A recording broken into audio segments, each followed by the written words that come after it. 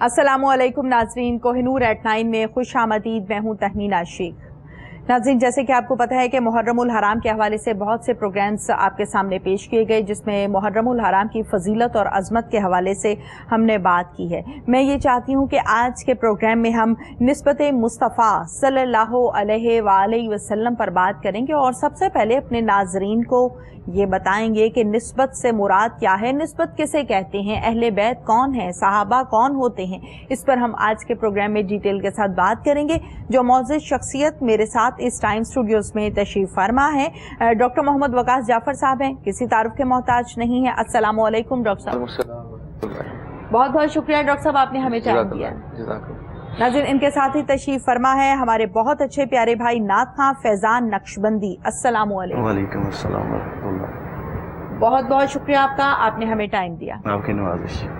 नाज़रीन, फैजान नक्शबंदी भी हमारे साथ मौजूद हैं और डॉक्टर मोहम्मद वकास जाफर साहब भी हमारे साथ मौजूद हैं। सबसे पहले प्रोग्राम का आगाज करते हैं हमदे बारी ताला से। जी फैजान साहब। इलाही मदद कर, मदद की घड़ी है, गुनाहों के दरिया में कश्ती फंसी है। इलाही मदद कर, मदद की घड़ी है। इलाही मदद कर, मदद की घड़ी है। कोई पास उसने अमल मेरे मौला नहीं, पास उसने अमल मेरे मौला नहीं, पास उसने अमल मेरे मौला। अजब आ गई सियां की मुझ में लगी है, अजब आ गई सियां की मुझ में लगी है, अजब आ गई सियां की मुझ में लगी है। इलाही मदद कर, मदद की घड़ी है। इलाही मदद कर, मदद की घड़ी है। गुनाहों के दरिया में कश्ती फंसी है, गुनाहों के दरिया में कश्ती फंसी है। इलाही मदद कर, मदद की घड़ी है। उबैदे रज़ा ने कियों से है हाली, उबैदे रज़ा ने कियों से है हाली, उबैदे रज़ा ने कियों से है हाली। अजब आ गई सियां की मुझ में लगी है, अजब आ गई सियां की मुझ में लगी है। इलाही मदद कर, मदद की घड़ी है। गुनाहों के दरिया में कश्ती फंसी है। इलाही मदद कर, मदद की घड़ी है। जज़ाकल्लाह, जज़ाकल्लाह। आज के प्रोग्राम में हमें निस्बत मुस्तफ़ा सल्लल्लाहु अलैहि वसल्लम पर बात करनी है, तो सबसे पहले अपने नाजरीन को ये बताएंगे कि निस्बत से मुराद क्या है। जी डॉक्टर साहब। बिस्मिल्लाहिर्रहमानिर्रहीम। देखिए, सरकार दो आलम सल्लल्लाहु अलैहि वसल्लम की निस्बत से मुराद ये है कि आप देखें कि सरकार दो आलम सल्लल्लाहु अलैहि वसल्लम वो ज़ात हैं जो वजह तख्लीक़ कायनात है। सुभान अल्लाह, ٹھیک ہے. सुभान अल्लाह. اللہ تعالیٰ نے جس کی خاطر اس کائنات کو تخلیق فرمایا ان کا نام محمد مصطفیٰ صلی اللہ علیہ وآلہ وسلم، اور اس کا تذکرہ اللہ تعالیٰ نے قرآن پاک میں فرمایا. اللہ تعالیٰ نے فرمایا وَإِذَا أَخَذَ اللَّهُ مِيثَاقَ النَّبِيِّينَ، اے یا رسول اللہ صلی اللہ علیہ وسلم آپ یاد فرمائیے جب ہم نے نبیوں سے میثاق لیا، یعنی جب ہم نے نبیوں سے عہد لیا، وعدہ لیا. تو یہ ظاہری بات ہے کہ یہ وعدہ اللہ تعالیٰ نے اس دنیا میں تو نہیں لیا، جی، بلکہ یہ وعدہ اللہ تعالیٰ نے عالم ارواح میں لیا. ساری روحوں کو جمع فرمایا، 1,24,000 کم و بیش جو ہے وہ نبیوں کی روحیں وہاں موجود تھیں، اور اللہ تعالیٰ نے ان سے کلام فرمایا اور کہا یا رسول اللہ صلی اللہ علیہ وسلم آپ اس کو یاد فرمائیے. قرآن پاک میں ہے کہ جب ہم نے نبیوں سے میثاق لیا، معاہدہ کس بات کا لیا؟ اللہ تعالیٰ نے معاہدہ لیا اے نبیو جب ہم تمہیں تمہاری نبوتیں دے دیں، جب ہم تمہیں تمہاری حکمتیں اور کتابیں دے دیں، ثم جاءکم رسولا، پھر میرا رسول آ جائے گا، پھر میرا رسول آ جائے گا.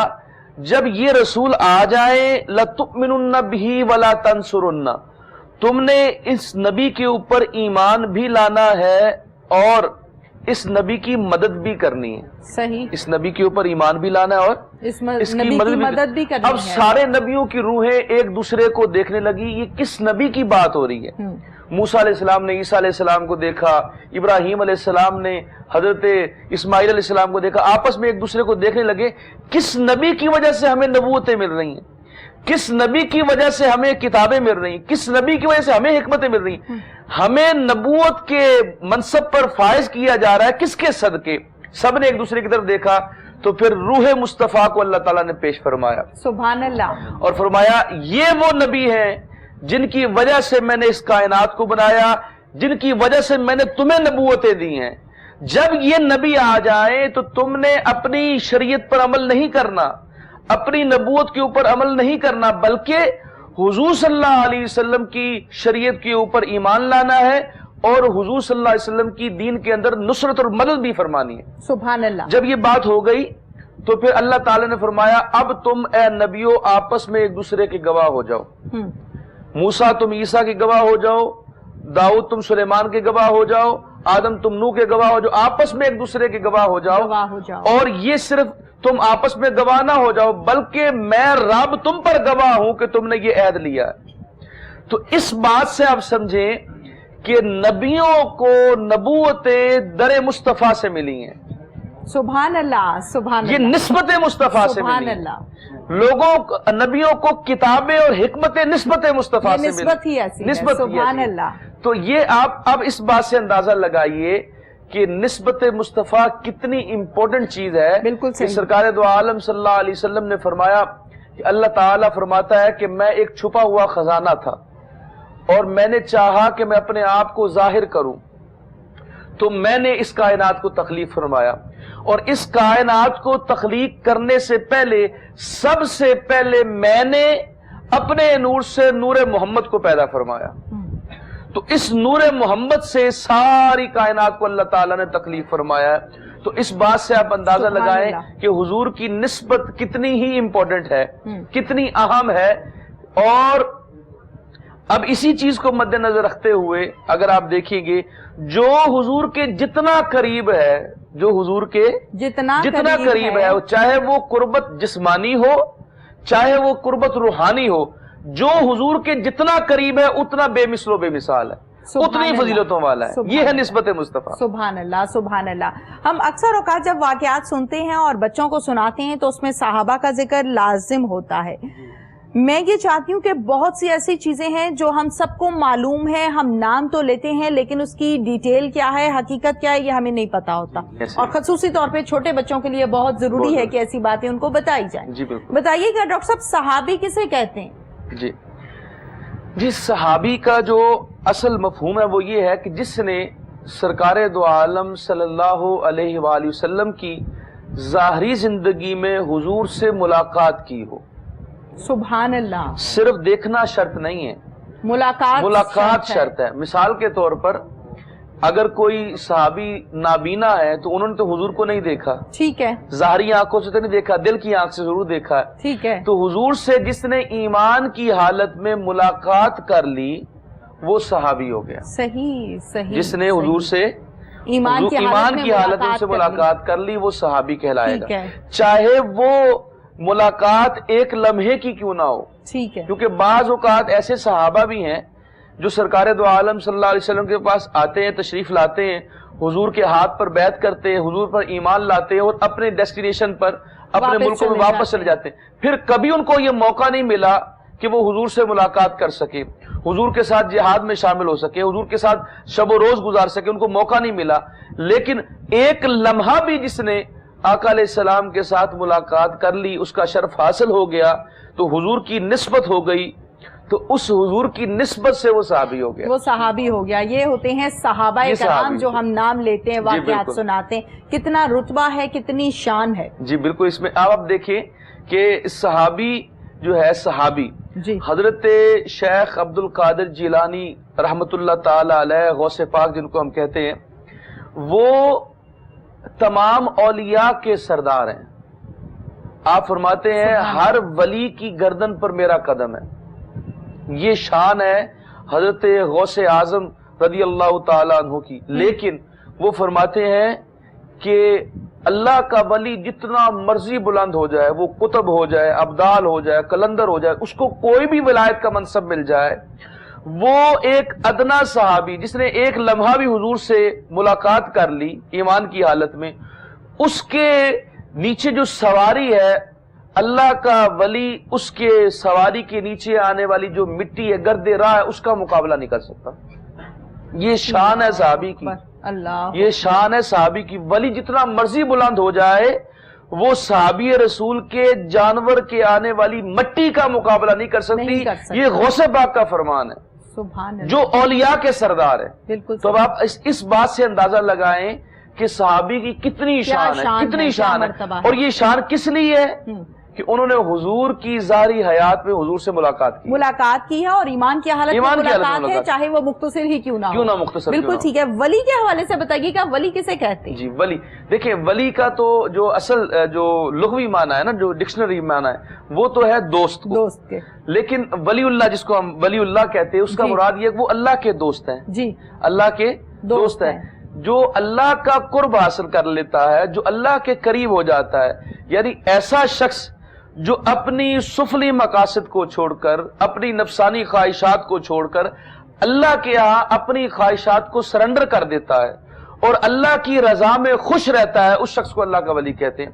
اور جو اللہ کا ولی ہو جاتا ہے تو اللہ تعالیٰ فرماتا ہے الا ان اولیاء اللہ لا خوف علیہم ولا هم يحزنون، جو اللہ کے ولی ہیں ان کو نہ کوئی خوف ہے نہ حزن ہے، نہ کوئی خوف ہے نہ حزن ہے۔ اب دو باتیں فرمائی ہیں اللہ نے، اللہ کے ولی کو نہ تو خوف ہے اور نہ حزن ہے۔ خوف ہوتا ہے اپنی ذات کے لیے، خوف کس لیے ہوتا ہے؟ اپنی ذات کے لیے ڈرنا کہ مجھے کوئی نقصان نہ ہو جائے، مجھے کوئی فرق نہ پڑ جائے، جو اپنے آپ کو جو اس کو تھریٹ ہوتی ہے اس کو خوف کہتے ہیں۔ اگر یہ تھریٹ کسی اور کے لیے ہو، جو اس کے ساتھ متعلقین لوگ ہیں ان کے بارے میں سوچتا ہو کہ یار میرے دوست کو نقصان نہ ہو جائے، میرے بھائی کو نقصان نہ ہو جائے، میرے فلاں رشتہ دار کو نقصان نہ ہو جائے، اس کو حزن کہتے ہیں، اس کو حزن کہتے ہیں۔ اللہ فرماتا ہے کہ اللہ کے ولی وہ ہیں جن کو نہ خوف ہے اور نہ حزن ہے، مطلب یہ ہے نہ تو ان کو اپنی ذات سے کوئی خوف ہے، نہ وہ دنیا میں کبھی ناکام ہوں گے، نہ آخرت میں ناکام ہوں گے۔ اور جو اللہ کے ولیوں سے نسبت جوڑ لیتا ہے تو اللہ کے ولی کیونکہ ان کے بارے میں حزن رکھتے ہوں گے کہ اللہ ان کو کچھ نہ نقصان نہ ہو جائے، تو اللہ تعالیٰ اپنے ولیوں کو تسلی دے رہا ہے، اے میرے بندو تمہیں بھی کوئی خوف نہیں، اور جو تمہارے ساتھ جڑ جائیں گے لوگ ان کو بھی کوئی خوف نہیں۔ یعنی یہ ہے ولی کا مرتبہ، یہ ولی کا مرتبہ ہے، جڑے لوگوں کا مرتبہ ہے۔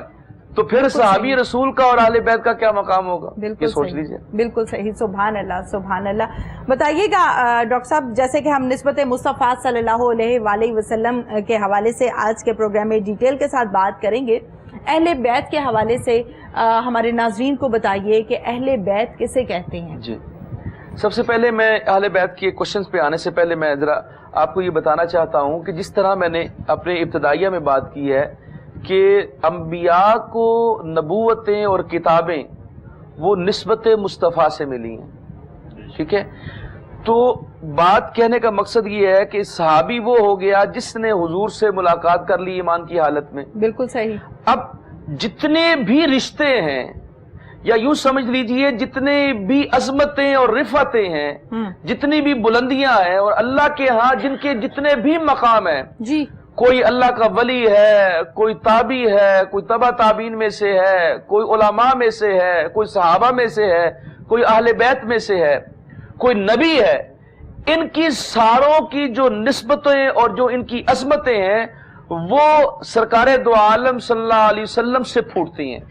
صحیح۔ یعنی سرچشمہ فضیلت جو ہے، منبع رشد و ہدایت جو ہے، اس کا نام ذات مصطفیٰ صلی اللہ علیہ وسلم۔ سبحان اللہ۔ تو اگر ہم اپنے دلوں میں یہ بات موجزن کر لیں، جی، اس بات کو کے اندر ہم پابند ہو جائیں کہ ہر نسبت اور ہر عظمت در مصطفیٰ سے ملتی ہے، تو پھر ہمیں صحابی کو سمجھنے میں بھی آسانی ہوگی، اہل بیت کو سمجھنے میں بھی آسانی ہوگی، اللہ کے ولی کو سمجھنے میں بھی آسانی ہوگی، اور یہ جو تفرقہ بازی ہے اس میں بھی کمی آ جائے گی۔ اب آپ اس کوشچن پہ آ جائیں، میں نے آپ کو بات سمجھا دی ہے کہ ہر نسبت، ہر رشتہ، ہر عظمت، ہر رفعت، ہر بلندی، ہر ڈگنیٹی، ہر چیز کی جو عظمت ہے وہ سرکار دو عالم صلی اللہ علیہ وسلم کے ساتھ نسبت کی وجہ سے۔ بالکل صحیح، بالکل اس بات پہ کلیئر ہو جائے، یہ بات میں سمجھانا چاہ رہا تھا کہ ہر عظمت جو ہے وہ حضور صلی اللہ علیہ وسلم کے ساتھ تعلق جوڑنے سے ہے۔ اب دیکھیں اہل بیت، اہل بیت سے مراد کون لوگ ہیں اس کو سمجھ لیجئے۔ اہل بیت کہتے ہیں، ویسے تو اس کا لغوی معنی ہوا جو سمجھ بھی آتا ہے، اس کو کہتے ہیں گھر والے، ٹھیک ہے؟ گھر، بیت کہتے ہیں گھر کو، تو اہل کہتے ہیں جو گھر کا اہل ہو، گھر میں رہتا ہو، گھر کا نمائندہ ہو، تو اہل بیت ہوئے گھر والے، اہل بیت ہوئے گھر والے۔ تو جو بھی آقا علیہ السلام کے گھر والے ہیں، جی، چاہے وہ ایمان کی حالت میں حضور کے چچا ہوں، چاہے وہ ایمان کی حالت میں حضور کی بیویاں ہوں، ازواج مطہرات ہوں، چاہے وہ آقا علیہ السلام کی اولاد ہوں، چاہے وہ آقا علیہ السلام کے داماد ہوں، چاہے وہ آقا علیہ السلام کے نواسے ہوں، جو جس کی بھی نسبت حضور کے گھر سے ہے، جڑی ہے، وہ اہل بیت میں شامل ہے۔ صحیح۔ لیکن جو سب سے پریورٹی پہ ہیں، وہ سب سے پہلے جس کو گھر والا کہتے ہیں وہ حضور کی بیویاں ہیں۔ بالکل صحیح۔ دیکھیں نا، کسی کو کہتے ہیں آپ کی گھر والی کا کیا حال ہے، تو گھر والی بیوی کو کہتے ہیں۔ بالکل صحیح۔ تو اہل بیت سے مراد جو سب سے زیادہ، جو سب سے قریب ہیں، جن کا تعلق اللہ تعالیٰ کے رسول سے جسمانی بھی ہے اور روحانی بھی ہے، وہ دونوں تعلق جو ہے وہ حضور کی ازواج مطہرات ہیں۔ سبحان اللہ۔ تو اہل بیت سے مراد یہ سب لوگ ہیں، لیکن سب سے پہلے ان میں جو سب سے حضور کے قریب ہیں وہ حضور کی بیویاں ہیں۔ بالکل ٹھیک ہے جی۔ تو ہم اس کو اگر آپ ڈیٹیل میں چاہتے تو میں بیان کر دیتا ہوں۔ بالکل، آپ ڈیٹیل سے بتائیے۔ اس میں سب سے پہلی بات تو یہ ہے کہ جو اللہ تعالی نے قرآن پاک میں ارشاد فرمایا، انما یرید اللہ لیذھب عنکم الرجس من اہل البیت ویطہرکم تطہیرا۔ اللہ تعالی نے یہاں پہ فرمایا بے شک اللہ تعالیٰ ارادہ رکھتا ہے، اللہ تو چاہتا ہے، کلمہ حسر ہے، اللہ تعالیٰ اس کو بطور شرطیہ بیان فرما رہا ہے کہ اللہ تو یہ چاہتا ہے، یعنی اللہ کی تو یہ مرضی ہے، انما یرید اللہ، یرید کہتے ہیں مرضی کو، اللہ کے چاہنے کو، یرید اللہ لیذھب عنکم الرجس، کہ اللہ تعالیٰ لے جائے ہر قسم کی رجس کو، ہر قسم کی ناپاکی کو، ہر قسم کی پلیتی کو، ہر قسم کی برائی کو لے جائے دور، کس سے؟ من اہل البیت، اہل بیت، اللہ کے گھر والوں، اللہ کے رسول کے گھر والوں سے ہر قسم کی ناپاکی کو دور کر لے، وَيُطَّهِرَكُمْ تَطْهِيرًا، اور ایسے پاک کر دے جیسے پاک کرنے کا حق ہوتا ہے۔ ٹھیک ہے؟ صحیح۔ اب اس میں سارے اہل بیت شامل ہیں۔ ٹھیک۔ اب ذرا اس بات پہ غور کریں گے تو آپ حیران ہوں گے، سورہ احزاب کے اندر یہ آیت آئی، جب یہ رکوع شروع ہوا نا تو اس میں اللہ تعالیٰ نے یہ ارشاد فرمایا ہے ازواج مطہرات سے، صحیح، کہ کل یا رسول اللہ آپ فرما دیجئے کلی ازواج کا، اپنی ازواج سے یہ فرما دیں، ٹھیک ہے، اپنی ازواج سے یہ فرما دیں۔ اس کے اندر اللہ تعالیٰ نے ان کو یہ پیغام دیا ہے کہ آپ عام عورتوں جیسی نہیں ہیں، بے شک، ٹھیک ہے، آپ ڈیفرنٹ ہیں، بے شک، اور آپ نے فرمایا کہ آپ نے زمانہ جاہلیت والا جو ہے زیب و زینت بھی نہیں کرنی، آپ نے گھروں سے باہر بھی نہیں جانا، اپنی آواز کو پست رکھنا ہے. اس طرح کی اللہ تعالیٰ نے ان کو ساری کنڈیشنیں بتائی ہیں. نماز پڑھتے رہیں، روزہ رکھتے رہیں.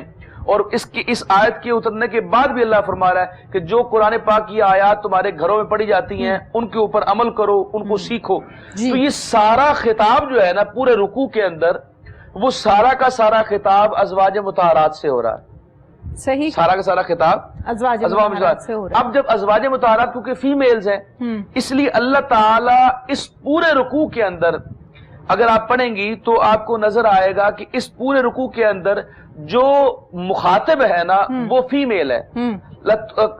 جس طرح مثال کے طور پہ کہ آپ نے باہر نہیں جانا، تو اس کے اندر اللہ تعالیٰ ان کو فرما رہا ہے وَلَا تَبَرَّجَ جَاهِلِيَّةَ اولا، کہ جس طرح زمانہ جاہلیت میں عورتیں زیب و زینت کرتی تھی اس طرح آپ نے نہیں کرنی. اس طرح کی مختلف باتیں اس کے اندر اللہ تعالیٰ سارا خطاب جو ہے وہ فیمیل کے اندر کر رہا ہے. صحیح، فیمیل سے مخاطب ہے.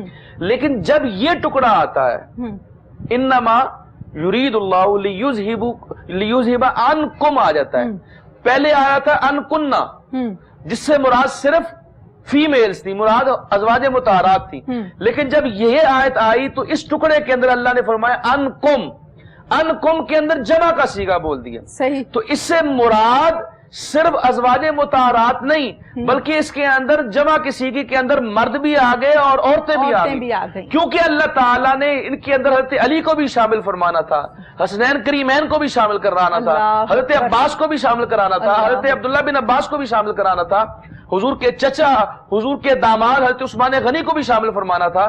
تو اللہ تعالیٰ نے اس آیت کے اندر اللہ تعالیٰ نے یہاں پر صیغہ بدل دیا، اور اس کے بعد اگلی آیت میں پھر اللہ تعالیٰ نے ازواج مطہرات سے خطاب کیا، پھر صیغہ مختلف ہو گیا.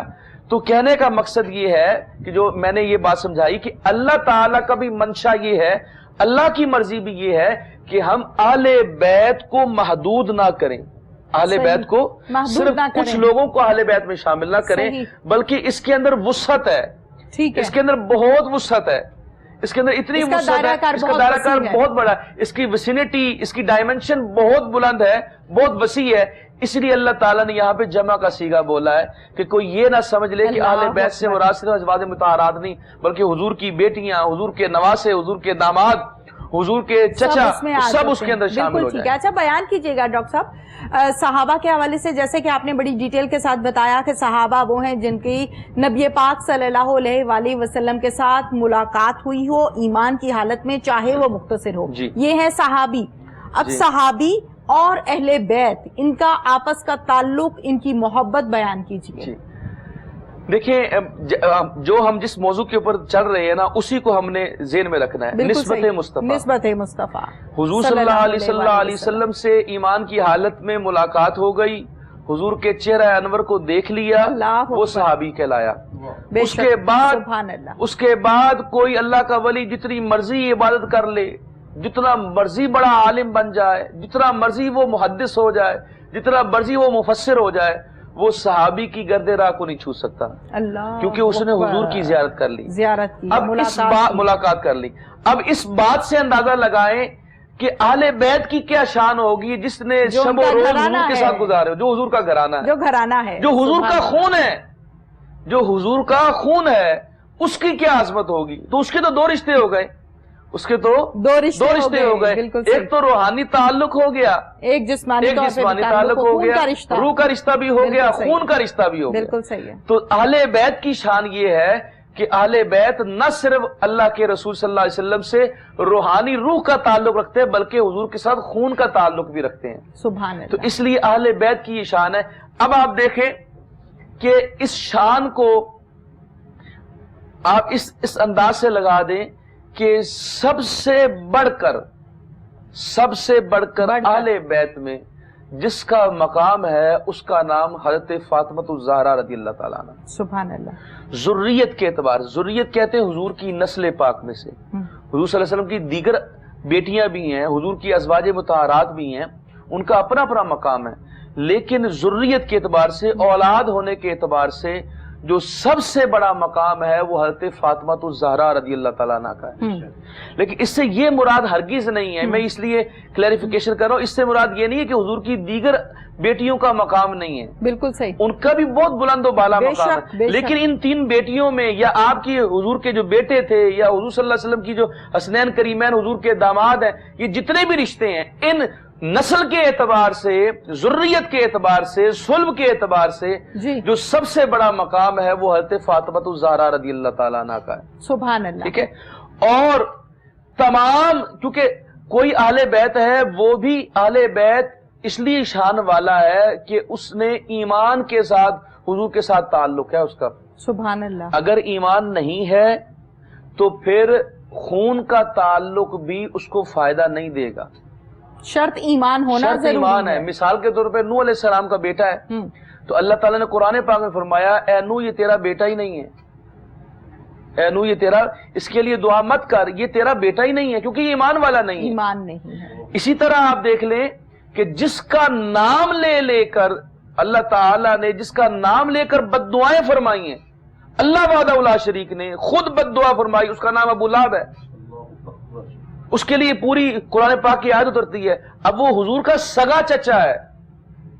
حضرت عبداللہ جو حضور کے والد ان کا بڑا بھائی ہے ابو لہب، اس کو ابو لہب اس لیے کہتے تھے، لہب کا معنی ہوتا ہے شعلہ، کیونکہ اس کے رخسار لال تھے اور وہ اتنا خوبصورت آدمی تھا کہ اس کے گالوں کے اندر سے وہ لالی ٹپکتی تھی ایسے جیسے شعلہ بھڑک رہا ہو، اس لیے اس کو ابو لہب کہتے تھے. لیکن وہ حضور کا گستاخ تھا. حضور صلی اللہ علیہ وسلم نے اس کو دعوت ایمان دی تو اس نے انکار کر دیا، بلکہ اس نے کہا اے محمد ایسے ہاتھ آگے کر کے کہ تو نے اس کام کے لیے ہمیں یہاں بلایا ہے، قریش کو اس لیے جمع کی ہے. تو جب اس نے اس طرح حضور کی طرف اشارہ فرمایا، اللہ کو یہ بات اتنی ناپسند فرمائی، اللہ نے فرمایا اے ابو لہب تیرے ہاتھ ٹوٹ جائیں. جن ہاتھوں سے تو حضور کی طرف بڑھا رہا تھا ان ہاتھوں کو اشارہ کر رہا تھا، یہ ہاتھ تیرے ٹوٹ جائیں. یہ اللہ کو اتنا غضبناک لگا اس کا یہ کام، اور اللہ تعالیٰ اتنا جلال میں آیا کہ آپ نے فرمایا ابو لہب تیرے ہاتھ ٹوٹ جائیں. وہ جہنمی ہے، حالانکہ حضور کے خاندان میں سے، ابو جہل حضور کے خاندان میں سے. یہ پھر آگے اہل بیت کی اقسام میں آ جائے گا. اہل بیت کی اقسام کو ہم ڈیٹیل کے ساتھ ڈاکٹر صاحب ڈسکس کریں گے. نعت ایک شامل کرتے ہیں.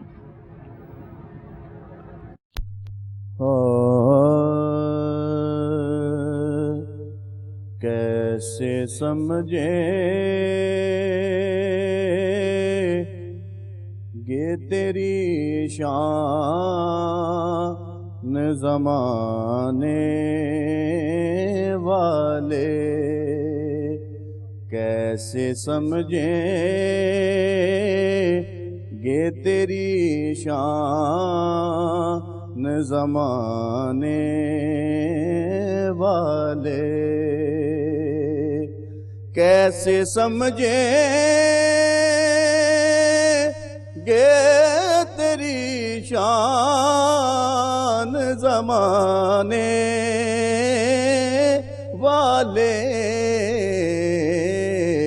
خود مٹیں گے جو تیرا نام مٹانے والے، خود مٹیں گے جو تیرا نام مٹانے والے.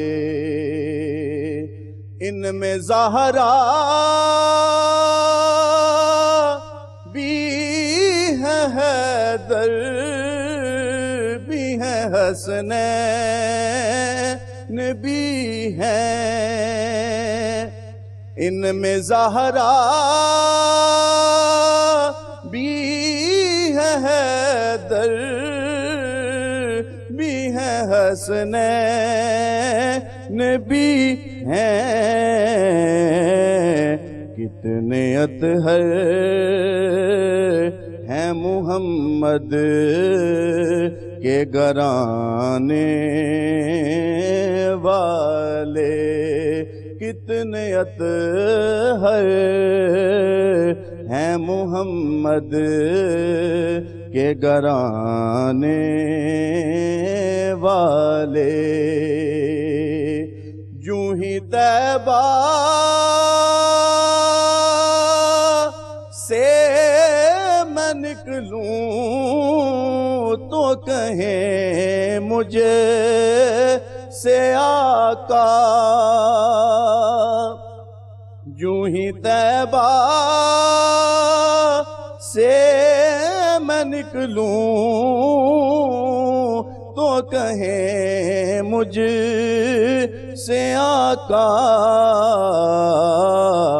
ٹھہرو ٹھہرو اے میرے شہر سے جانے والے، ٹھہرو ٹھہرو اے میرے شہر سے جانے والے، کیا ضرورت ہے کہ ہم چاند کا جلوہ دیکھیں، کیا ضرورت ہے کہ ہم چاند کا جلوہ دیکھیں،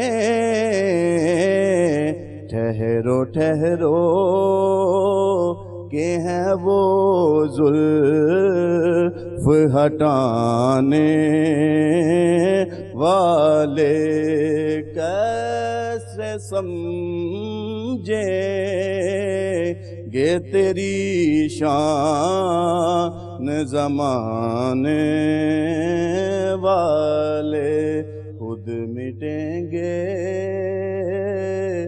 جو تیرا نام مٹانے والے۔ سبحان اللہ، سبحان اللہ، جزاک اللہ۔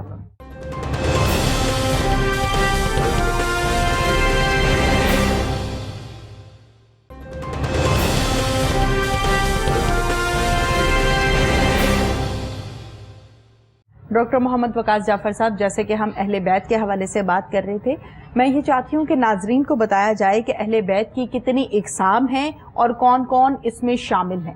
جی، جو علماء اس کیٹیگری کو کیٹیگرائز کرتے ہیں وہ تین اقسام ہیں۔ تین اقسام ہیں۔ ایک تو ہے جو خود سے بذات خود اہل بیت ہے، جو خود اہل بیت میں شامل ہے۔ ایک وہ تو وہ لوگ ہیں جیسے کہ آقا علیہ السلام کی ازواج مطہرات، وہ تو پہلے دن سے اس میں شامل ہیں، اور دوسرے ہیں جن کو آقا علیہ السلام نے اپنی رفعت سے، اپنی توفیق سے اور اپنے، آپ سمجھ سکتے ہیں، اپنے حکم سے اہل بیت میں شامل فرمایا، وہ ہیں داخل اہل بیت، داخل اہل بیت، جن کو حضور صلی اللہ علیہ وسلم نے خود شامل فرمایا۔ ٹھیک ہے۔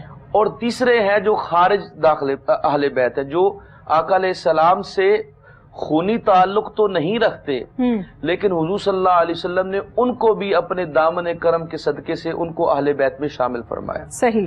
تو جو پہلی کیٹیگری ہے اس کے اندر آپ دیکھ لیجئے، ایک تو آتے ہیں آقا علیہ السلام کی ازواج مطہرات، اور اس کے ساتھ ساتھ اس میں شامل ہوتے ہیں حضور صلی اللہ علیہ وسلم کے چچا جو ایمان کی حالت میں اس دنیا سے گئے، جن کے حضرت عبداللہ بن عباس رضی اللہ تعالیٰ عنہ کے والد حضرت عباس رضی اللہ تعالیٰ عنہ، یہ وہ ذات ہے جو خود خونی طور پہ آقا علیہ السلام کے ساتھ اہل بیت میں شامل ہیں۔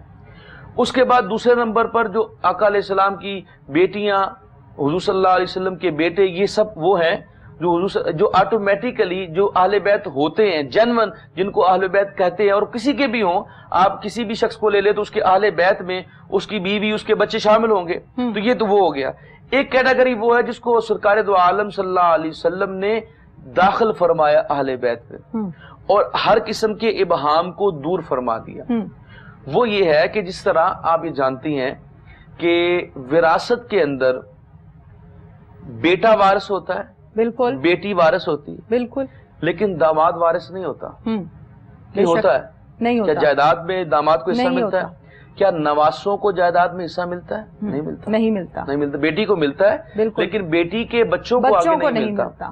تو اس لیے یہ سوال پیدا ہو سکتا تھا، کوئی زبان دراز کر سکتا تھا، کوئی تان و تشنیع کر سکتا تھا کہ حسنین کریمین کس طرح اہل بیت ہوئے، کیونکہ وہ تو اہل بیت میں شامل، اگر اہل بیت میں شامل ہوتے تو پھر ان کو جائیداد میں حصہ ملنا چاہیے تھا، جو کیٹیگری اسلام کے اندر موجود ہے۔ اسی ابہام کو دور کرنے کے لیے سرکار دو عالم صلی اللہ علیہ وسلم نے فرمایا یہ میرے اہل بیت ہیں، یہ میرے اہل بیت میں شامل ہے، تاکہ کسی قسم کا کوئی ابہام نہ رہ جائے، کسی قسم کا کوئی شک و شبہ، کوئی وہم نہ رہ جائے۔ آقا علیہ السلام نے ان کو شامل فرمایا ہے اپنے دامن کرم سے۔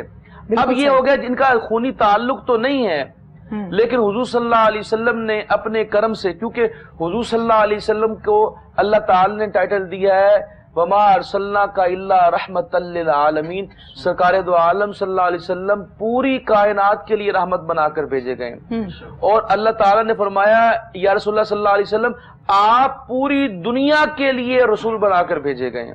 سبحان اللہ۔ تو حضور صلی اللہ علیہ وسلم عرب کے بھی رسول ہے، عجم کے بھی رسول ہے، وہ یورپ کے بھی رسول ہیں، وہ حبشہ کے بھی رسول ہیں، وہ ہر جگہ کے رسول ہیں۔ تو لہٰذا آقا علیہ السلام نے اس چیز کو سمجھانے کے لیے حضور صلی اللہ علیہ وسلم نے فرمایا بلال میرے اہل بیت میں شامل ہیں۔ آپ ایتھوپیا کے رہنے والے ہیں، حبشہ کے رہنے والے ہیں، جو اس وقت جس کو آپ ایتھوپیا کہتے ہیں، اس سے پہلے حبشہ کہلاتا تھا، وہاں کے رہنے والے ہیں۔ اس کے بعد دوسرے نمبر پر سرکار دو عالم صلی اللہ علیہ وسلم نے فرمایا صہیب رومی، روم کا رہنے والا، اٹلی کا رہنے والا، جو نسل کے اعتبار سے انگریز ہے، فرمایا میرے اہل بیت میں شامل ہے۔ سبحان اللہ۔ ٹھیک ہے، پھر آپ نے فرمایا سلیمان فارسی رضی اللہ تعالیٰ عنہ، فارس کے رہنے، پرشیا کے رہنے والے، فارسی بولنے والے، ان کو فرمایا یہ میرے اہل بیت میں شامل ہے۔ تو اس وقت قریب کے اندر یہیں پر آبادی تھی، یا یورپ میں آبادی تھی، امریکہ میں تو تھی نہیں، امریکہ تو بعد میں دریافت ہوا، نہ رشیا میں آبادی تھا، نہ رشیا بعد میں دریافت ہوا، تو یہی سب کانٹیننٹ کا ایریا ہو گیا، یا حبشہ کا ایریا ہو گیا، یعنی افریقہ ہو گیا، مڈل ایسٹ ہو گیا، یا ایشیا ہو گیا۔ تو یہی علاقے تھے جو کہ اس وقت آبادی کے لحاظ سے موجود تھے۔ تو سرکار دو عالم صلی اللہ علیہ وسلم نے ہر کانٹیننٹ میں رہنے والے شخص کو فرمایا یہ بھی میرا نمائندہ، یہ بھی میرے اہل بیت میں شامل ہے، یہ بھی میرے اہل بیت میں شامل ہے، تاکہ سرکار دو عالم یہ بتانا چاہتے تھے کہ میرا جس کو جتنا قرب ملے گا، جو میرے جتنا قریب ہوگا، وہ اتنی فضیلت پا جائے گا۔ کسی نسل کا کوئی فرق نہیں، جو مرضی زبان بولنے والا ہو، جس مرضی نسل سے تعلق رکھنے والا ہے، اگر وہ حضور کے دامن سے جڑ گیا ہے تو بے مثل و بے مثال ہے۔ بالکل صحیح، سبحان اللہ۔ پنجتن پاک، جی کیا شان ہے، پنجتن پاک سے کیا مراد ہے؟ جی پنجتن پاک اصل میں ایک ٹرم یوز ہوتی ہے، اور یہ ابہام ہوتا ہے، جس طرح میں نے وہ ابہام دور کیا کہ ایک وہ اعتراض کرنے والے یعنی مستشرقین یا اورینٹلسٹ ٹائپ جو لوگ ہوتے ہیں نا، جیسے جو اسلام کو سٹڈی کرتے ہیں، اس کے اندر نقد نکالنے کے لیے، تنقید کرنے کے لیے، تو اس کا راستہ روکنے کے لیے سرکار دو عالم صلی اللہ علیہ وسلم نے حسنین کریمین کو اور حضرت فاطمہ الزہرا رضی اللہ تعالی عنہا کو اور دیگر جو حضور کی ازواج ہے اور حضور کی بیٹیاں ہیں ان کو، اور حضور کے داماد ان کو شامل فرمایا کہ یہ میرے اہل بیت میں شامل ہیں، تاکہ کسی قسم کا کوئی ابہام نہ رہے۔ اب ایک اور بھی ابہام ہے، ایک ٹرم یوز ہوتی ہے، وہ پنجتن پاک کی ہے جی، وہ بھی ہم یہ سمجھتے ہیں شاید اہل بیت سے مراد صرف یہی پنجتن پاک ہی ہیں، جبکہ ایسا نہیں ہے۔ جب یہ میں آپ کو یہ واقعہ بیان کر دیتا ہوں جی، تقریباً 8 ہجری کے قریب مباہلہ ہوا عیسائیوں کے ساتھ۔ عیسائیوں نے کہا کہ اگر آپ سچے اللہ کے رسول ہیں تو ہم اپنی کتاب کو لے آتے ہیں، ہم اپنے پادریوں کو، اپنے ایتھسٹ کو، اپنے جو ہمارے فادرز ہیں ہم ان کو لے آتے ہیں، اپنے ایلڈرز کو لے آتے ہیں، اور آپ بھی اپنے اقربا کو لے آئیے، ٹھیک تو، اور ہم یہ دعا کریں گے اللہ تعالیٰ سے کہ یا اللہ جو سچا ہے اس کو محفوظ رکھ لے، مبالغہ اس کو کہتے ہیں، اور جو غلط ہے اس کو برباد کر دے، صحیح، اور اگر وہ وہاں پر یہ مبالغہ ہو جاتا تو پھر یہ وہ جو انگریز تھے یا وہ عیسائی تھے انہوں نے بچنا نہیں تھا، صحیح۔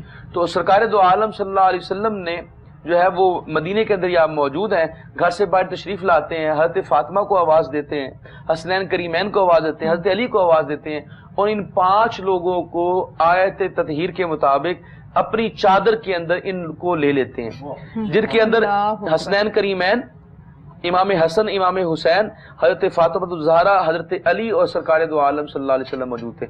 اس چادر کے اندر یہ 5 لوگ موجود تھے. سبحان تو اللہ. اس نسبت سے وہ 5 تن پاک کہلاتے ہیں. سبحان اللہ. اس سے یہ مراد نہیں کہ صرف یہ پاک ہیں. اللہ معاف فرمائے، 5 تن پاک سے مراد یہ 5 تن پاک ہیں. اس کا مطلب یہ نہیں ہے کہ دیگر نعوذ باللہ ناپاک ہیں. وہ جتنے بھی اہل بیت ہیں، حضرت سلمہ رضی اللہ تعالی عنہا جو حضور کی بیوی ہے، وہ بھی اس چادر کے اندر شامل ہونے کے لیے آگے بڑھتی ہیں. تو آقا علیہ السلام فرماتے ہیں اے سلمہ تم تو پہلے ہی حق پر ہو، تم تو پہلے ہی حق پر ہو. مراد یہ تھی کہ تم تو پہلے اہل بیت میں شامل ہو، تم تو پہلے ہی میری گھر والی ہو، تم تو اہل بیت میں شامل ہو، پہلے سے ہی حق پر ہو. یہ تو ان عیسائیوں کو یہ بتانا ہے کہ یہ بھی میرے اہل بیت ہیں، سبحان اللہ. تم ان کا مقابلہ نہیں کر سکتے. سبحان اللہ. تو جب انہوں نے حضرت علی کا چہرہ دیکھا، عیسائیوں نے حضرت فاطمہ الزہرا رضی اللہ تعالیٰ عنہا، حضرت حسنین کریمین کو دیکھا اور آقا علیہ السلام کو دیکھا، تو ان نورانی چہروں کو دیکھ کر عیسائیوں نے کہا کہ ان سے مبالغہ نہ کرنا، اللہ تعالیٰ تمہیں غرق کر دے گا. یہ چہرے کبھی جھوٹے ہو ہی نہیں سکتے. اللہ اکبر. تو اس لیے پھر اس نسبت سے وہ موالے سے بھاگ گئے اور آقا علیہ السلام نے آیت یہ چادر تطہیر کے اندر ان کو لے لیا. اس حوالے سے ان کو پنجتن پاک پنجتن پاک کہا جاتا ہے. پنجتن پاک کی شان میں کچھ بیان کیجئے. دیکھیں، جو جس طرح میں نے آپ سے بتایا اہل بیت میں، جی بالکل، اہل بیت میں جو مقام ان پنجتن پاک میں سے ان 4 لوگوں کا ہے اور کسی کا نہیں ہے، اور کسی کا نہیں ہے. جیسے میں نے ابھی پہلے بھی عرض کیا تھا کہ ذریت کے مطابق، حضور کی بیٹی ہونے کے مطابق جو سب سے بڑا مقام ہے وہ حضرت فاطمہ الزہرا رضی اللہ تعالیٰ. حضور کی دیگر بیٹیاں بھی حضرت زینب ہیں، حضرت ام کلثوم ہے، حضرت رقیہ ہے، لیکن جو مقام حضرت فاطمہ الزہرا رضی اللہ تعالیٰ نے پایا وہ کسی اور نے نہیں پایا. اس کی 2 وجوہات ہیں. صرف خون مصطفیٰ نہیں ہے بلکہ ان کا تقویٰ بھی ہے. تقویٰ بھی ہے، بہت زیادہ تقویٰ ہے. کیونکہ 26 سال کی عمر میں آپ کا وصال ہوا، لیکن اتنی بڑی زاہدہ، اتنی بڑی مجاہدہ، اتنے آپ جتنے بھی القاب لگا سکتے ہیں حضرت فاطمہ الزہرا پر وہ پورے نہیں اتر سکتے. اتنی شانوں والی حضرت فاطمہ الزہرا رضی اللہ تعالیٰ عنہا ہے کہ آپ نے اتنی چھوٹی سی عمر میں اتنا بڑا مقام پایا. بالکل آپ نے درست فرمایا. ڈاکٹر صاحب ٹائم ذرا مختصر ہے، میں یہ چاہتی ہوں کہ بات کی جائے امام حسن علیہ السلام اور حضرت امام حسین علیہ السلام کے حوالے سے کہ یہ دونوں جنتی نوجوانوں کے سردار ہیں. جبکہ بات کی جاتی ہے، بیان کیا جاتا ہے تو نام دونوں کا اکٹھے نہیں لیا جاتا. اس پر ذرا جامع ایک جواب دے دیجئے. اس جواب کے 2 پہلو ہیں. جی، ایک تو یہ پہلو ہے کہ حسنین کریمین، حسنین سے مراد دونوں. تو اللہ تعالیٰ کے رسول صلی اللہ علیہ وسلم نے، دیکھیں ایک ذرا سی بات اگر حضور صلی اللہ علیہ وسلم ابرو کا اشارہ بھی فرما دینا جی تو ہم اس کو حق سمجھتے ہیں. بے شک. ذرا سی بات بھی کہہ دیں تو اسی زبان سے اللہ تعالیٰ کے رسول، ذرا غور کیجئے زبان مصطفیٰ، ہم نے نہیں دیکھا قرآن کو اترتے ہوئے. ٹھیک ہے، بالکل بے شک. حضور نے فرمایا یہ قرآن ہے، یہ الفاظ قرآن کے ہم نے مان لیے قرآن کے الفاظ ہیں. بے شک. فرمایا یہ حدیث ہے، یہ میرے الفاظ ہیں، ہم نے مان لیا یہ حدیث کے الفاظ ہیں. اب اس کے اندر آپ یہ اندازہ لگائیے کہ حسنین کریمین کے بارے میں حضور صلی اللہ علیہ وسلم نے فرمایا الحسن والحسین سیدہ شباب اہل الجنہ. حسن اور حسین دونوں جنتی نوجوانوں کے سردار ہیں. بالکل. اور اسی طرح حضور نے فرمایا، صرف آخری بات، سیدنا صدیق اکبر اور حضرت عمر فاروق کے بارے میں حضور نے فرمایا کہ ابو بکر اور عمر دونوں جنتی بوڑھوں کے سردار ہیں. سبحان اللہ، سبحان اللہ. ناظرین، پروگرام کا وقت اپنے اختتام کو پہنچا. اس کے ساتھ ہی ڈاکٹر محمد وقاص جعفر صاحب آپ کا بہت بہت شکریہ. آپ کا بھی بہت بہت شکریہ. فیضان نقشبندی صاحب منقبت سنائیے. آیا نہ ہوگا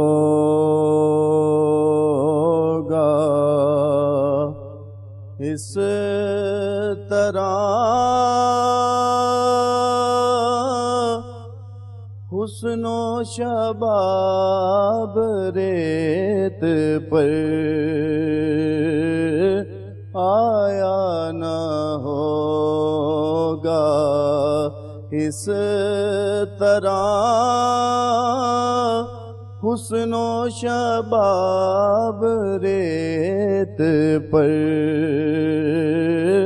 گلشن فاطمہ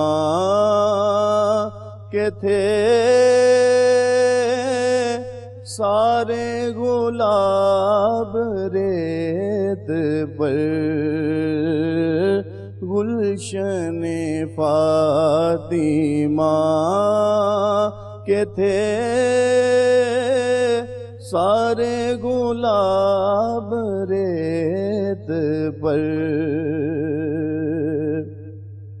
پیاسا حسین کو کہوں اتنا تو بے ادب نہیں، پیاسا حسین کو کہوں اتنا تو بے ادب نہیں، لمس لبے حسین کو ترسا ہے آب ریت پر، گلشن فاطمہ کے تھے سارے گلاب ریت پر، جتنے سوال عشق نے آل رسول سے کیے، جتنے سوال عشق نے آل رسول سے کیے، ایک کے بعد ایک دیے سارے جواب ریت پر، ایک کے بعد ایک دیے سارے جواب ریت پر، آل نبی کا کام تھا، آل نبی ہی کر گئے، آل نبی کا کام تھا، آل نبی ہی کر گئے، کوئی نہ لکھ سکا ادھی ایسی کتاب ریت پر، کوئی نہ لکھ سکا ادھی ایسی کتاب ریت پر، گلشن فاطمہ کے تھے سارے گلاب ریت پر۔